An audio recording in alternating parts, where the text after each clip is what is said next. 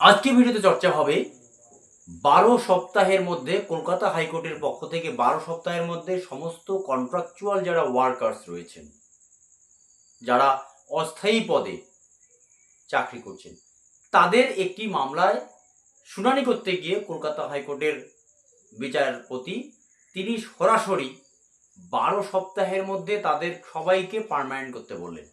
একটি ঐতিহাসিক রায় মহামান্য কলকাতা হাইকোর্ট বিচারপতি তিনি নিজে নিজে এই সওয়াল জবাব চলাকালীন অবস্থায় তিনি নিজে এই বক্তব্য রাখেন যে না, যারা নিজের শিক্ষাগত যোগ্যতা, বেতন, পেনশন, তার সঙ্গে মর্যাদার একটি ব্যাপার রয়েছে এবং শিক্ষাগত যোগ্যতা কিন্তু সমান, তাদের কলকাতা হাইকোর্ট মনে করে যে তাদের সবাইকে পার্মানেন্ট করা উচিত। কেন এই কথাটা বলেছে, কোন মামলায়, সেই ভিডিওতে চর্চা হবে। তার পরবর্তী সময় আরেকটি বিষয়ে আমরা কথা বলবো। তাহলে কি বিভিন্ন দপ্তরে যে অস্থায়ী পদে রয়েছে তাদের কি ভাগ্য খুলবে? মানে এরকম অনেক আছে, যেমন ধরুন সিভিক ভলেন্টিয়ার্স রয়েছে 9 থেকে 10,000 টাকার মধ্যে। তারপরে বিভিন্ন হাসপাতালগুলোতে কন্ট্রাকচুয়াল পদে রয়েছে। তারপরে আপনার বিডিও অফিসগুলোতে রয়েছে, জিপিগুলোতে রয়েছে। সরকারের প্রতিটি দপ্তরে স্থায়ী পদে নিয়োগ নেই বললেই চলে। এই পরিস্থিতিতে কিন্তু কলকাতা হাইকোর্ট সরাসরি একটি বিষয় যেটা বলল, পার্থসারথী চট্টোপাধ্যায় তিনি সরাসরি বললেন যে 12 সপ্তাহের মধ্যে সবাইকে পার্মানেন্ট করতে হবে। কোন মামলায় সেটি হচ্ছে, এটি নিয়ে চর্চা হয়নি, কিন্তু কোনো সংবাদ মাধ্যম বা কোনো গুরুত্বপূর্ণ কোনো প্রিন্ট মিডিয়া বা ইলেকট্রনিক্স মিডিয়া কিন্তু চর্চা হয়নি, কিন্তু এটি খুব গুরুত্বপূর্ণ একটি বিষয়। মানে যারা এই ব্যাপারটা আপনারা যারা অস্থায়ী পদে যারা চাকরি করছেন এবং অনেকেই জানে না, এটা নিয়ে চর্চা হয়নি, তাই আমরা এই ভিডিও নিয়ে চর্চা করছি।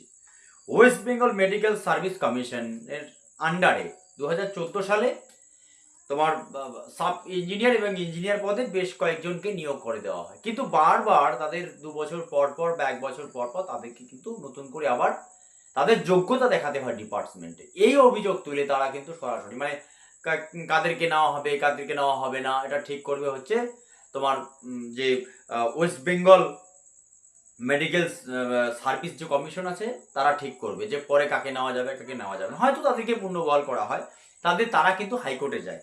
হাইকোর্টে তাদের মামলা শুনানি করতে গিয়ে একটি বিষয় ইন্টারেস্টিং হয়ে ওঠে দর্শক, যেটা আপনারা শুনলে অবাক হয়ে যাবেন, যে সরকারি উকিল বলছেন যে তারা নাকি কোম্পানির কাজ করেন, ফলে কোম্পানি তাদের বেতন বাড়াবেন কি বাড়াবেন না, এটা সরকারের পক্ষের উকিল কিন্তু এইরকম বক্তব্য রাখে কলকাতা হাইকোর্টের সামনে। পরবর্তীতে একটা বিষয়ে যেটা অবাক করার মতো বিষয় হয়ে দাঁড়ায় সেটা হচ্ছে কি, যে ওয়েস্ট বেঙ্গল মেডিকেল সার্ভিস কমিশনের যে যিনি আবার উকিল, তিনি আবার হাইকোর্টে সরাসরি তিনি কি বলেছিলেন যে না, রাজ্য সরকারের অর্থ দপ্তরের অনুমোদন সাপেক্ষ। মানে যদিও এটাও আবার শীর্ষে সরকার অর্থাৎ রাজ্যের স্বাস্থ্যমন্ত্রী ব্যাপারটি দেখেন আর কি, যে ওয়েস্ট বেঙ্গল মেডিকেল সার্ভিস কমিশনটা সরাসরি স্বাস্থ্য দপ্তরের কিন্তু আন্ডারে। কিন্তু দুই যে উকিল, সেই দুই উকিলের কিন্তু বক্তব্য ভিন্ন। একজন বলছে সরকারি উকিল তিনি বলছেন যে না, যিনি সরকারি তিনি বলছেন যে না, তারা কোম্পানির আন্ডারে কাজ করেন। আবার ওয়েস্ট বেঙ্গল মেডিকেল সার্ভিস কমিশনের যিনি হয়ে সওয়াল করছেন তিনি বলছেন যে না, রাজ্য সরকার যদি অর্থ অনুমোদন দেয় অর্থ দপ্তর, তবে সেটা সম্ভব। কিন্তু আজকে সেই বিষয়ে চর্চা হচ্ছে যে আজকে তারা না হয় কলকাতা হাইকোর্টে যাওয়ার মতো পরিস্থিতি সৃষ্টি হয়েছে, কিন্তু এই যে বিভিন্ন দপ্তরে তোমার সিভিক ভলেন্টিয়ার্স হোক, আশা কর্মী হোক, তারপর হচ্ছে সমস্ত হেলথ সেক্টরে যারা নার্স এবং ডক্টর অস্থায়ী পদে কাজ করছেন, তার সাথে সাথে কিন্তু পশ্চিমবঙ্গ সরকারের বিভিন্ন দপ্তরে কিন্তু অস্থায়ী পদে হাজার হাজার ছেলে মেয়ে কাজ করছেন, তাদের কিন্তু নুনান্তে পান্তারা পড়ছে, কিন্তু তাদের নিয়ে কথা বলবার মতো কিন্তু পরিস্থিতি এই মুহূর্তে কিন্তু নেই। কারণ সিভিক ভলেন্টিয়ারদের মধ্যে যেমন ক্ষমতা হবে না, সেরকম তোমার কলকাতা হাইকোর্টে যাওয়া বা আশাকর্মীদের পক্ষে অনেকেরই সম্ভব হবে না। কিন্তু সেই ইঞ্জিনিয়ার বা সাব ইঞ্জিনিয়ার, তাদের সেই দপ্তরকে কিন্তু সরাসরি মহামান্য কলকাতা হাইকোর্ট জানিয়ে দিয়েছে যে তাদের অ্যাপয়েন্টমেন্ট দিতে, মানে পার্মানেন্ট হিসেবে তাদেরকে নিয়োগ করতে। এর আগে মহামান্য সুপ্রিম কোর্ট কিন্তু বারবার বলেছে যে সম কাজে সম বেতন দিতে হবে। সেই ক্ষেত্রে কিন্তু সরকার এখনো পর্যন্ত কোনো গুরুত্বপূর্ণ ভূমিকা পালন করে, কারণ সরকার এমনিতেই দিয়ে দিচ্ছে না রাজ্যের মাননীয় মুখ্যমন্ত্রী মমতা বন্দ্যোপাধ্যায় সরকারের কিন্তু বিভিন্ন ধরনের এদিক ওদিক হাজার হাজার কোটি টাকা চলে যাচ্ছে। যেমন ধরুন আপনার ক্লাবে অনুদান, তারপরে আপনার হচ্ছে যেমন বিভিন্ন সেক্টরের লক্ষ্মীর ভাণ্ডার থেকে শুরু করে, তারপরে হচ্ছে তোমার কৃষক পেনশন থেকে শুরু করে বিভিন্ন ক্লাবগুলোতে লক্ষ লক্ষ টাকা, ফলে হাজার শ কোটি টাকা কিন্তু বিভিন্ন ফান্ডে রাজ্য সরকারের কিন্তু যায়। কিন্তু এই যে যাদের জীবন নিয়ে ছিনিমিনি খেলা হচ্ছে, যাদের বেতন বর্তমান দ্রব্যমূল্য বৃদ্ধি হিসেবে এই যে 8 থেকে 10 হাজার টাকা, তাদের ভবিষ্যৎ কি হবে সেটাই এখন দেখার বিষয়।